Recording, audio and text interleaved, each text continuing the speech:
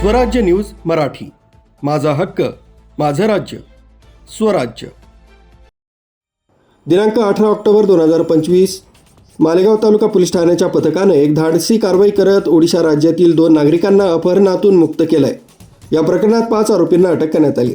ही घटना 9 ऑक्टोबर 2025 रोजी घडली होती।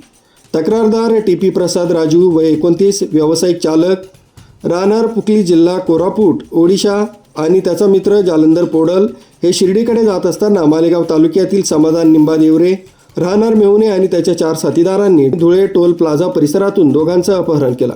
अपहरणानंतर त्यांना मालेगाव परिसरातील एका हॉटेलमध्ये ठेवून मारहाण करण्यात आली आणि 2020 साली घेतलेल्या पैशांची जबरदस्ती वसुली करण्यासाठी धमकावलं।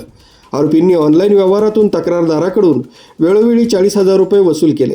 तसं त्यांच्या ताब्यातील किया कंपनीची केनेस कार क्रमांक ओडी 10W2682 आणि 2 मोबाईल फोन किंमत सुमारे 30,000 रुपये बेकायदेशीररित्या घेतले।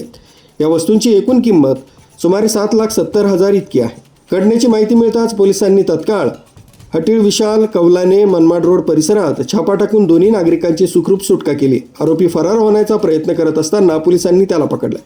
अटक करण्यात आलेले आरोपी समाधान जिंबा देवरे वय 34, व्यवसाय शेती, रोशन शिवाजी अहिरे वय 21, धंदा चालक, सोमने रवींद्र आहेर वय 22, धंदा मजुरी, गणेश गोविंद मदायत वय 24 वर्ष मजूर, शिवकैलास पैठणकर वय 22 मजूर, सर्वजण राहणार मेहुणे, तालुका मालेगाव, जिल्हा नाशिक। या प्रकरणातील मालेगाव तालुका पोलीस ठाण्यात गुन्हा दाखल करण्यात आला।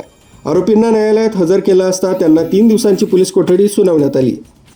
ही कारवाई पोलीस अधीक्षक बाळासाहेब पाटील, अतिरिक्त पोलीस अधीक्षक मालेगाव तैकबीर सिंग सिंधू तसंच उपविभागीय पोलीस अधिकारी यशवंत बाविस्कर यांच्या मार्गदर्शनाखाली करण्यात आली। या मोहिमेत पोलीस निरीक्षक प्रीतम चौधरी, पोलीस उपनिरीक्षक तुषार बदाने, दामोदर काळे, पोलीस कॉन्स्टेबल रतिलाल वाघ आणि अमोल शिंदे यांनी सहभाग घेतला। या यशस्वी कारवाईमुळे पोलिसांनी अपहरण आणि खंडणी प्रकरणातील एक गंभीर गुन्ह्याचा पर्दाफाश केला। दोन्ही नागरिकांची सुटका करण्यात मोठं यश मिळवलंय।